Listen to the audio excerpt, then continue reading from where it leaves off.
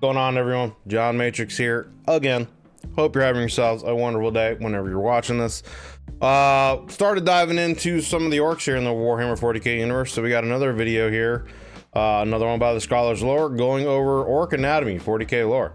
So interested to check this out and learn more about what actually an orc is, and I guess more of their physical anatomy, obviously, and how they function, because I really don't know much about that at all, so I'm interested to learn more about this.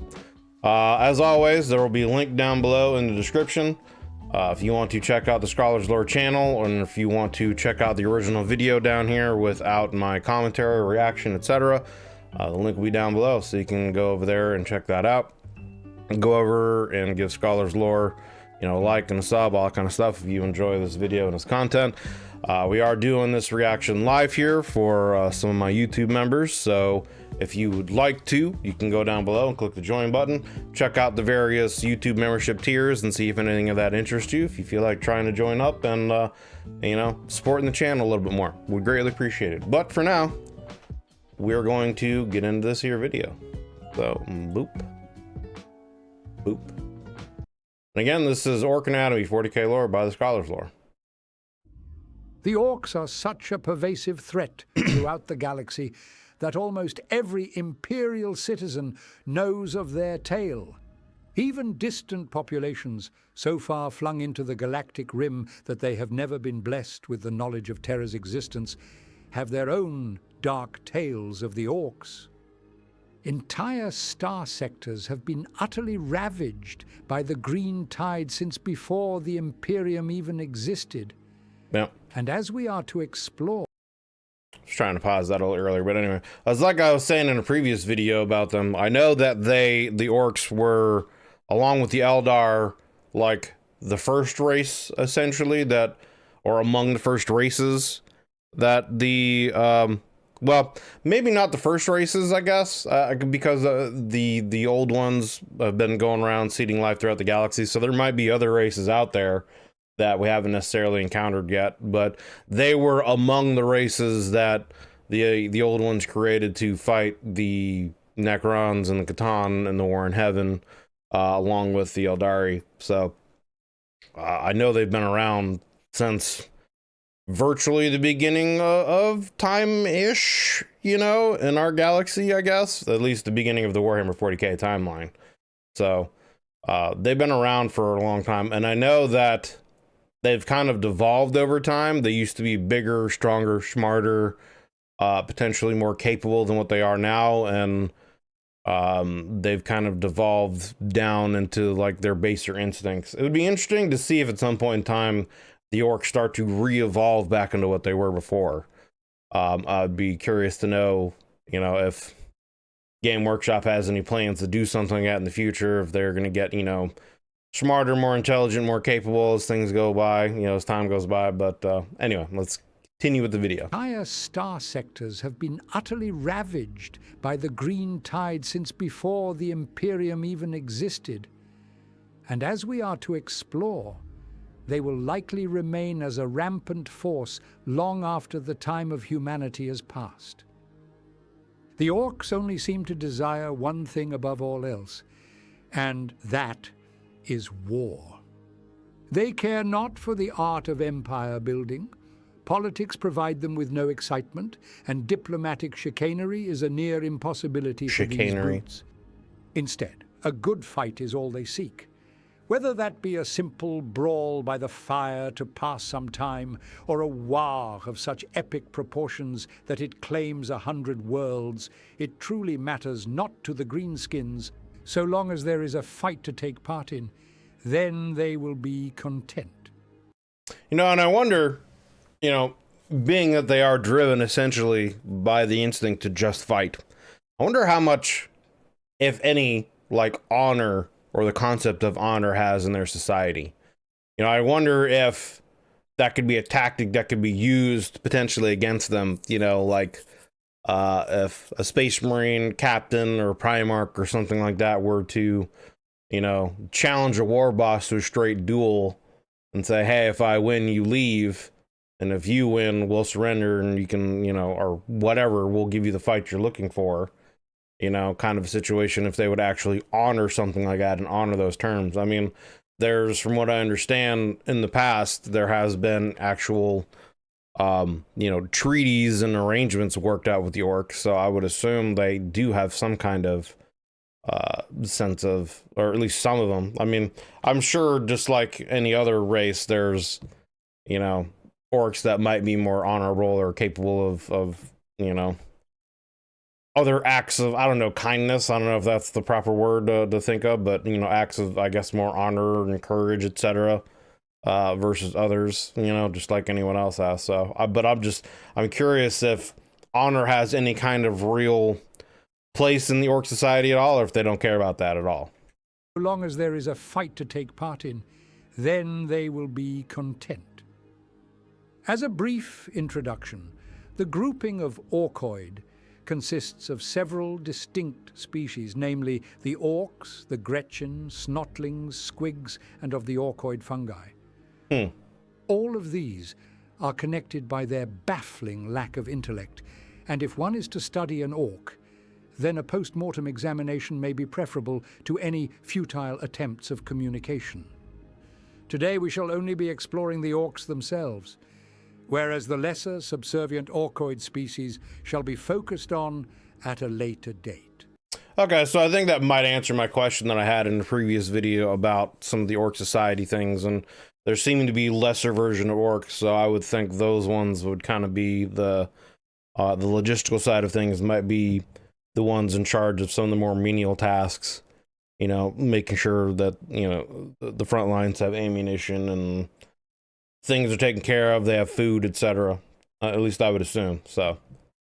The subservient Orkoid species shall be focused on at a later date.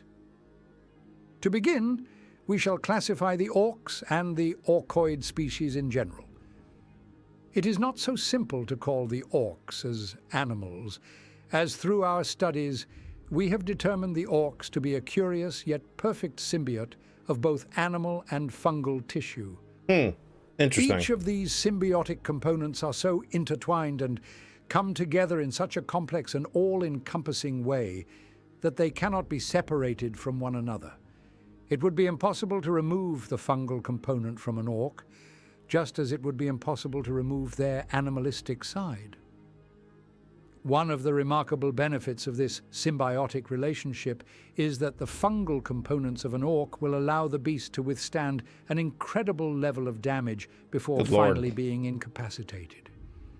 Whilst an Orc body will contain complex organs, it appears that they do not entirely need them, and that the fungus can take over some of these biological requirements if those organs are sufficiently damaged. That's a hell of an evolutionary trait, man. Having organs that function, but if they get damaged, destroyed, whatever, you're essentially another, the fungal side of your system will just take over and replace those organs and function as they would. Like, Jesus. Yeah, that's a hell of an evolutionary benefit. Biological. Well, I mean, I guess they were, you know, created, so, but still. They do not entirely need them, and that the fungus can take over some of these biological requirements if those organs are sufficiently damaged. This can also explain why the mechanical implants given to the Orcs by Pain Boys are so well received. If an inquisitive mech decided to replace an Orc boy's torso with a mechanical frame, then it does not matter if they did not produce a mechanical heart or lungs, as the symbiotic fungi will take on these roles, allowing the boy to continue on into battle. Interesting. So it's even to the point where if they get implants, that then the fungus will somehow just take over the function of other organs that might be damaged or have been removed during, you know, so the cybernetic implant. That's so interesting. Will take on these roles, allowing the boy to continue on into battle. The fungal side does not seem to influence their behaviors, though. Imperial orcologists have recorded and observed the Orcs as following in a rather primitive and pack-based society. They form small tribes with one another, following in a distinct hierarchy of power, where the biggest orc acts as the war boss, who delegates power to the moderately large boys, known as knobs, and finally the rest of the smaller orcs will be subservient to their boss. This, combined with their propensity to hunt, fight, and live together in a pack, is incredibly reminiscent of the innumerable animal species encountered throughout the galaxy. From this, we can assume that the animal component of the orcs is what controls their behavior, whereas the fungal side is more so responsible for some of the anatomical and physiological features. I wonder what animal, or I guess potentially animals, the orcs would have been based off of that the old ones created them, because it's interesting. And I wonder if that animal would still be alive somewhere. Like, I wonder if there's still kind of a, for lack of a better term, like a primordial orc species that's still out there somewhere in the galaxy that the old ones based the orcs off of when they, created them, evolved them, whatever, the process was. I'd be interested to learn more about that. So responsible for some of the anatomical and physiological features. Orcs will continue to grow for their entire lives, with the oldest and most successful of orcs dwarfing their smaller, runtier kin. One of the main reasons which... That brings up another question, I guess, like, how do orcs grow? Is it just like a situation where as they fight and they kill things, they just believe they become bigger and stronger, so they become bigger and stronger? Or is there actually like some kind of evolutionary thing where the longer they live and the more they fight, they just become bigger and stronger that way? Or is it a combination of the two? That would be something I'd be interested about. Dwarfing their smaller, runtier kin. One of the main reasons which may explain why the orcs have thrived to such an extent throughout the galaxy is not only thanks to their durability, but it is also due to their reproductive methods. Orcs will continuously release spores around them, which will nestle into the earth before growing into other orcoid creatures. Okay, so yeah, I'd heard something along that lines at some point in time. So yeah, in a previous video, I had brought up the question of, if the orcs were ever to like truly be united and have a focused goal, in a straight up, I guess, numbers versus numbers kind of situation, who would really win? Would the orcs be able to like really push back the Tyranids? Because the Tyranids have like I guess a crazy reproduction, ability as well. So it'd be interesting to know, like, I guess in a numbers game, what would happen? And because the Tyranids are so adaptable, would they be able to incorporate at some point in time the orcs' spore production into their own evolution and then use that to produce more Tyranids, as well? Is that something the Tyranids would want to do? Would that make them even greater? And would that, be a situation where they could do that? Would they even want to do that? Because would that disrupt their balance of, essentially, would there be enough, food for them to be able to last off of, the hives, if they were to keep reproducing like that? Or would they not really care? Would it just be like maybe a means to an end, and then they could shut off that evolutionary trait? I don't know. There's so many like different questions and things, that what ifs that, come up in my mind as I learn about these. Which will nestle into the earth before growing into other orcoid creatures. This can include squigs, which will be consumed for food and entertainment, snotlings, who will be enslaved to help carry out menial tasks around the camp, Gretchen, who will build settlements and generally act as enslaved workers, and then finally, orcs themselves. Thus, we can see that wherever the orcs travel to within the galaxy, that they will be able to grow not only food, but also fellow orcs and slaves to help fuel their warpath. This can help explain why it is so difficult to rid a planet from an orc incursion. Even if we have wiped out every orc from a battlefield, their innumerable spores will have surely spread out to every corner of the world, resulting in the orc life cycle beginning once again. It has often been noted that feral orc tribes have popped up years after an orc invasion was declared as destroyed. So the spores can last for a long amount of time in the soil before they even sprout to fight and do anything. That's interesting. And it is simply because we cannot easily rid a world of these spores, resulting in the green menace being a near, ever-present threat to us. So it's almost kind of like, it's not, I don't know if it's necessarily as bad or comparable to like chaos corruption, but yeah, it's almost to the point of when an orc invades the world, even if you purge the world, there's still going to be more orcs coming later on. So like, what would you have to do to burn out the orc spores so that more don't pop up in the future? You know, is there even technology to do that other than scorch earthing, you know, a planet, you know, irradiating a planet to the point where it would just destroy the spores and wait for the planet to recover itself? Or I don't know if, you know, anything in the Imperium has any kind of technology to terraform a planet back, you know, if it's even worth doing that, you know. So, but that's, yeah, it's interesting. In the green menace being a near, ever-present threat to us. The first thing most people notice about the orcs is their colorful appearance. They are covered by a thick green skin which can shrug off even small arms fire before finally breaking.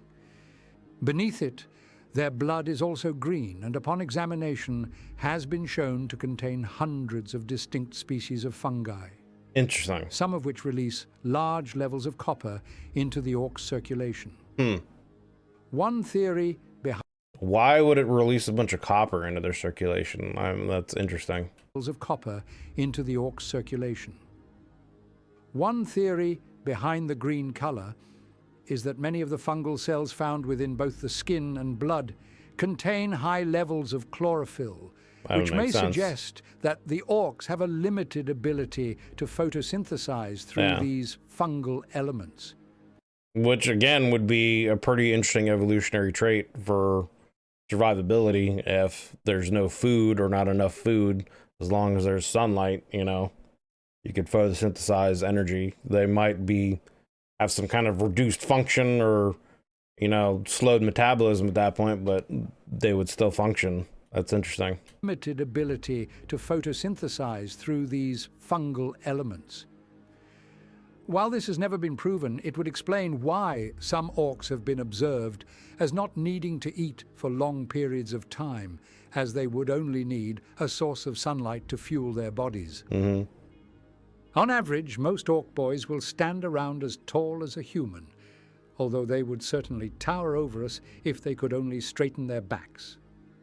Their frame is incredibly broad, however, with their long muscular arms allowing the orc to drag his knuckles across the ground when he lopes around. Each of his gnarled fingers ends in a sharp, chipped nail, which can easily rip through the softer species of the galaxy. Beneath his heavy brow will be a set of deep, blood-red eyes, and further down his grim visage will be his gaping maw. An orc's mouth is filled with huge, jutting teeth sticking out from their heavy jaws, which can chomp through. Does this man have 3 nostrils? Like what? Even the bones of a human.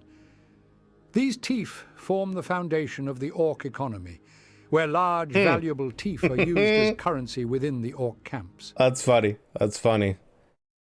So it's not just like a trophy thing.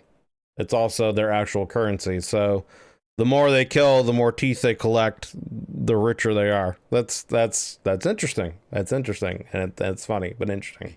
Where large, valuable teeth are used as currency within the orc camps. If one encounters an orc and lives to tell of it, one of the most consistent reports is that they have an incredibly distinct and foul odor. One source has been quoted as saying that each orc he has come into contact with smelt like a diseased grox languishing in its own dung. Nice. As previously described, the orcs do possess organs, but they are incredibly crude when compared to those of other species. Their stomach is large and multi-chambered, allowing them to effectively digest a wide range of food types, although squigs are still their preferred source of nutrition. Much of their abdominal cavity is filled with a less definable organ. They possess an odd fungal soup which seems to take on the functions of a liver, kidney, spleen, and pancreas. The fact that this soup does not have a structure to be destroyed means that an orc can take several large shots to the body without this organ becoming damaged, which helps to explain why the orcs can seem so durable. The orc bones are incredibly strong when compared to those of other species. Their durability is in part because of their sheer density, but it is also due to the spongy fungal material which is found where we would normally expect bone marrow. This fungal network provides a powerful, supportive structure to their skeleton. So they don't even have bone marrow. It's just more like it's like a web of the fungus that is just holding, I guess, the inner structure of their skeleton together. So fascinating, interesting. Fungal network provides a powerful, supportive structure to their skeleton, and it also rapidly deploys to sites of fractures or breaks to repair the damaged bone. The orc nervous system is far more centralized than in that of other species. The majority of their body contains very little in the way of peripheral nerves, making them rather immune to pain, as they simply do not possess the ability to detect it. Their brain, however, is surprisingly well developed. It is lodged within their thick, protective skull and is almost entirely free from fungal growths. The largest portion of their brain is thought to be responsible for more base instincts, such as violence, which may help to explain their propensity towards war, since the majority of their brain is simply wired towards seeking it. Now, I wonder if that's just how their species evolved after the old ones created them, or if that's how they were made to begin with. Because from what I understand from other, lore videos and whatnot that I've been through, that at one point in time earlier on, when the orcs first created, they were much larger, stronger, and more intelligent than they are now, and they've kind of de-evolved into what they are because of all the infighting they have. So I'm curious if, that's like their brain is just developed into those baser, the larger portions of their brain is just developed into those baser instincts because of just evolution, or if that was just a predominant trait that the old ones gave them because they were literally just supposed to be like frontline, shock troops or whatever in their creation. Or since the majority of their brain is simply wired towards seeking it. Much of the rest of their body is simply made up of thick, sinewy muscle. Beneath this is a spongy fungal network, which seems to take on a similar role to visceral fat, in that it protects the limited orc organs from physical traumas. Altogether, this paints a rather stark image of the orcs as being incredibly durable and resilient creatures whose bodies have been clearly engineered and perfected towards that of the ultimate warrior. The leading theory as to how this bizarre species appeared within nature is that they were artificially created. Senior biologists adepts, in conjunction with inquisitors from the Ordos Xenos, speculate. That's pretty dope looking. The orcs got a Space Marine helmet on.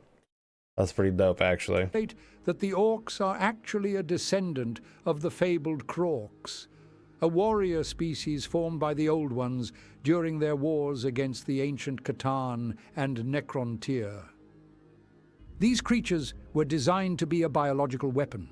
They can rapidly form a supportive ecosystem within the surrounding environment, allowing them to proliferate and grow to vast numbers in an astonishingly short time span, with each new member being just as bloodthirsty and starved for war as the last. From what we have pieced together regarding the Orks, we can assume that the Orks have undergone somewhat of a devolution from their previous state. Right. Whilst undoubtedly still fearsome, they are much smaller and weaker than their Ork ancestors. The gruff, ugly and violent Orks may be a revolting plague to us, but at least there is some consistency with them. We know how they think, we know that all they seek is war, and we know that to them, reality is but a simple contest to see who is the biggest and the baddest. Yeah, I guess that would be a pretty great advantage, and it would make them, I guess, potentially easily to manipulate. Like if you see, or if you can detect an Ork fleet coming, you know, you could potentially drive them into a different area or pull them into a different area with the promise of a battle or a fight or whatever. And I guess maybe even use them against your enemies, you know, like if, you know, a Tyranid fleet somewhere, if you could draw them into fighting a Tyranid fleet, they don't care. The Orks will just want to fight. So like you could use the Orks as a weapon against other factions, etc., if you know what you were doing. So they could at least be predictable and understandable, and the more you know about your enemy, the better you can combat them. So is but a simple contest to see who is the biggest and the baddest. No Ork has ever doubted himself or doubted their place within the galaxy. Their unshakable belief in the War will always sustain them, and they will never give up on their primal instinct of plunging the galaxy into an eternal war. okay, interesting, very interesting. Another fascinating video by the Scholar's Lore, Ork Anatomy, 40K lore. As always, there will be a link to this video without my commentary, reaction, etc. down below in the description, and to the Scholar's Lore channel. If you enjoyed watching this video of his, go over to his channel, do me a favor and give him a like and a sub if you would like to. Support the guy, he makes a lot of great videos, a lot of great content. But yeah, it's very fascinating just in general about the Orks. I had heard at some point in time that they were based off some kind of fungus, but I didn't really know if that was, how much of that was true, or if that was just like a theory. But it's interesting, yeah, like you can definitely tell from the sounds of their anatomy and their body and how they function that they were just engineered to be a self-sustaining biological weapon, essentially. And that the old ones created. You know, they produce spores that sit in the ground. Eventually they will evolve up into Orks. That's just how they reproduce. They're potentially photosynthesis, so, or they can photosynthesize, I should say. So even if there's a lack of food, they can still survive. Maybe or maybe not in diminished capacity. I would assume that if they're not able to, you know, get enough physical sustenance and they have to rely on sunlight, that they would have function in some kind of diminished capacity, but perhaps not. You know, the fungal systems in their body can replace organs. If they get implants and other organs are damaged, the fungal systems can, you know, function and work. And despite it, they sound like they are genetically engineered to be extremely hard to kill, extremely adaptable, and once they've gotten onto a planet and settled in, extremely hard to eradicate and get rid of. I mean, they just sound like they've been engineered to be a biological, you know, weapon, and I guess that's what the old ones, you know, were looking for. And you know, the video here kind of confirms that, yeah, that at one point in time there were larger, stronger, better species. I guess the Orks, I think is what they called them, and they've devolved over time. So I wonder if it was just a situation where, you know, the war in heaven ended and they really didn't have anyone to fight but the Eldar, and I'm pretty sure the Eldar just kind of like retracted into the webway, so the Orks just really didn't have anyone to fight but themselves, so they just devolved. And I wonder if it would ever be a situation where if a threat was great enough the need was great enough that they could re-evolve back into a greater species of some sort. And I wonder if Game Workshop has any plans or have had any kind of thoughts about that in the future, for doing any of that. So and it did answer some of my questions about some, I guess there's definitely a kind of caste hierarchy system of different orcs. You know, some are smaller. The smaller versions of the orcs are the ones that take care of the construction. They're potentially just a source of food. So they are kind of almost, I guess, a cannibalistic species, but it sounds like the orcs can pretty much eat whatever.